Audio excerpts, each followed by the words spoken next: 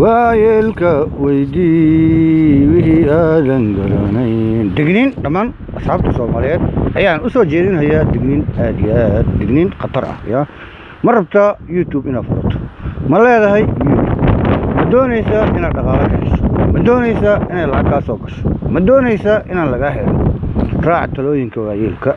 waayeelka media dawladda Facebook daar Maxamed Cilmi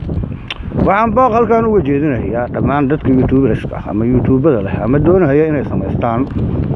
waxaan uga digayaa inay saqaadan maaragtay sawirrada dadku ay leeyihiin sawirrada maaha fiidiyoda ay dadku ay leeyihiin oo qof soo duubay fiidiyo oo qof sameeyay film oo maaragtay ku tacabeelay film ama maaragtay heesaha Soomaalida ay sameeyaan inaad YouTube gasho oo aad heeso soo dhowlan garaysato kadibna aad YouTube-kaaga soo geliso ama maaragtay film ama warar ama cajalado aad soo qaadato meel kale aad ka soo qaadato waxay dhaawac u keenaysaa YouTube-kaaga mustaqbalka aniga maaragtay waa idinka weynahay nin wax badan media ku soo jiray oo maaragtay khasaaraha iyo faa'iidada uu leeyahay og ayaan ahay hadda waxaan leeyahay YouTube-kii hore maaragtay wixii lacagta lagu heli lahaa waa dhaafay waana ka batay live waa laga soo geli karaa saad doontaad yeeli kartaa laakiin waxa lacag kuma soo dhacayso waayo sababtu maxay tahay waxaan soo geliyay cajalado ay dad leeyihiin si aan marka hore like iyo subscribe iyo maaragtay aan meel aan u gaaro marka iimaan la'aantu ay xun tahay haddaad rabto mustaqbalka YouTube-kaaga inuu horumar sameeyo maaragtay aad dhaqaale ka hesho ha qaadanin waxa dadka ay leeyihiin cajaladaha ay dadku leeyihiin filimada ay dadku leeyihiin meeshay doonaan ba yaalaan waxaan kaloo la qaadan karin artistka ama sawir farshaxanada ay dadku ay leeyihiin oo diiwaan gashan YouTube waa ku ogyahay dhaqdhaqaaqaaga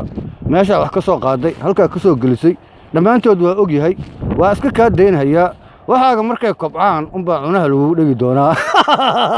cuna qabad marka inta dhuunta lagu qabo lahaa kaamiradaada qaado